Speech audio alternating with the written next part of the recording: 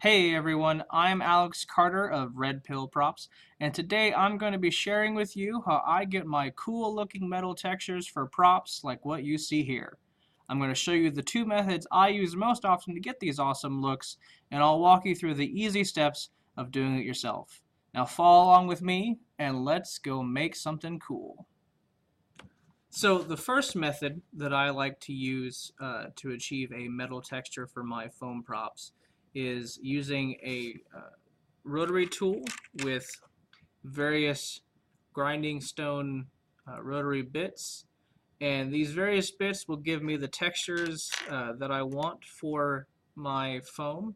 And the second method, good old percussion using a standard ball peen hammer. I'll be going more into this method here in a little bit. So the first method is using some various grinding stone bits. One that I like to use a lot is this ball-shaped grinding stone bit. It's of a larger size. It gives you they make smaller ones, but the ones that are like this size and maybe even a little bit bigger give you a nice even kind of removal of foam, so you don't quite have as deep and divided divots in your foam. So the method for using this particular bit for your foam is you can either do a tapping motion on the side like this, or if you want you can also do a kind of a straight on method like this, and both will get you a good texture and they kind of achieve the same look. It's really just depends on what it is you want to do. So I'll go ahead and show you how that process looks.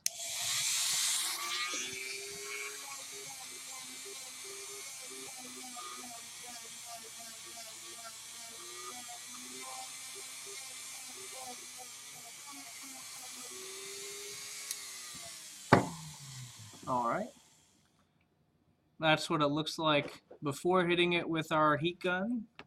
And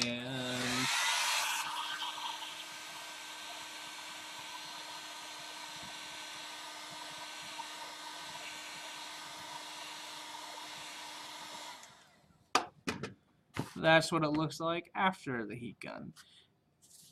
Pretty cool looking, right? All right, so the next texture, or the next bit that we're going to use, is going to create a slightly different texture, not quite as round, more oblong, but is using this bullet-shaped grinding stone bit. Now, I would like to make a note that I do prefer using grinding stone bits as opposed to sanding bits, just because grinding stone bits are more gentle on the foam, and they don't leave as much of an after texture, even especially after heat gunning. So using sanding bits, they remove more material more quickly, and you don't have to be at it as long, but they do leave a pretty rough after texture. So we're going to use this bullet-shaped bit.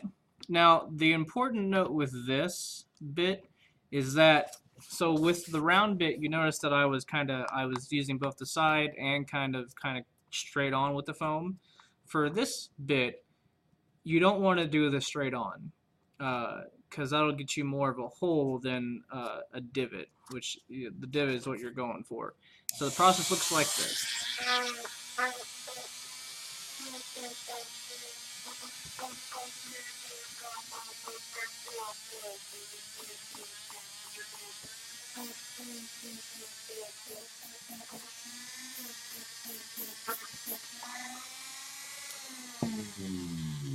All right, so you can see that it is a little bit different shaped than our ball bit that we used. It's more oblong, and the divots are more, like I said, they're more oblong and oval in shape as opposed to the round shape of these.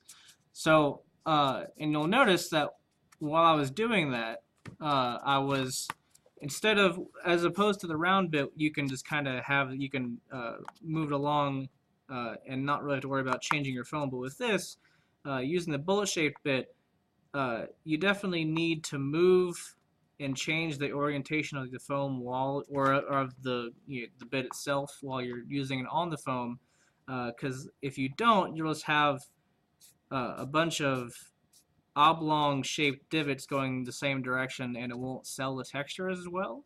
But if you change the orientation of the foam while you're working with it, it'll make those divots more evened out and less oblong, and it'll make your texture look better. And as you can see after heat gunning,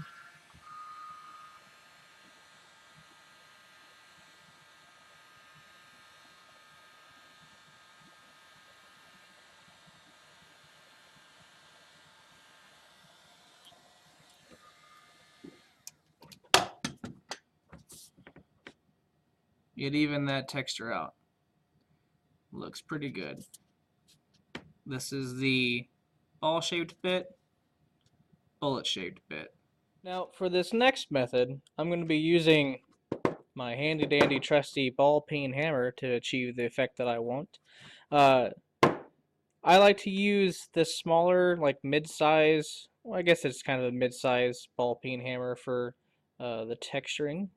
Now you don't have to hit the foam very hard to get the texture that you want, because if you hit it too hard, you'll notice that when you make your divot with the hammer, that sometimes the divots will have a hole in the middle of it. Now, usually after heat gunning, the holes will close and they'll go away. But sometimes, if the hole is too big, instead of expanding and closing, the hole will actually kind of open up further. But in the end, since it's going to look like handmade, weathered kind of metal in the first place, the hole will just look like it was pitted, and it will kind of maybe even lend to the effect even a little bit more. So the process goes exactly like you think it would. You just kind of take the rounded end of your hammer,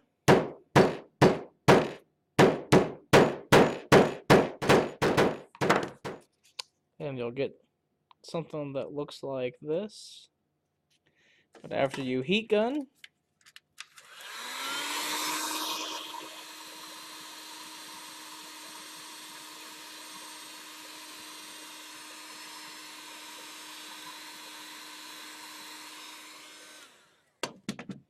you'll get something that looks like that. Now, you'll probably have to go back through with a couple more passes because you'll notice you got some bits in here that were like wide gaps between the divots, and you'll have to go back through the process again, heat gunning,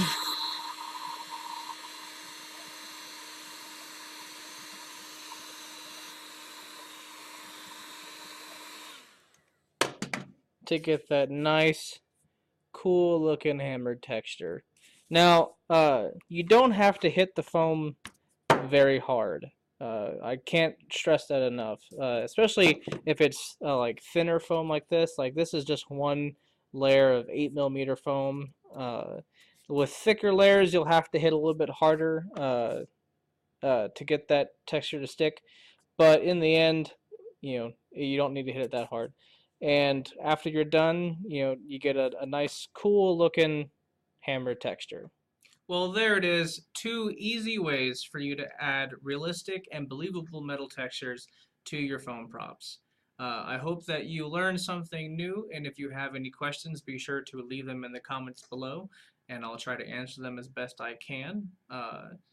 And if you enjoyed what you saw, go ahead and do the whole like and subscribe thing, and I'll be putting out more tutorial videos here shortly on other various techniques.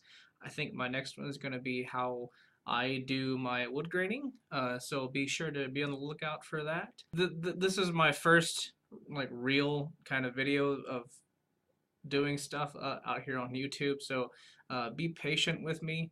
I'm not very good at this. I'm not very good at talking to camera. I'm awkward a lot. So well, I'm gonna try and get better for you guys, make better quality stuff, and but I'm working with what I have. So yeah, be on the lookout for that next video, guys. Now let's get out in the shop and make something cool.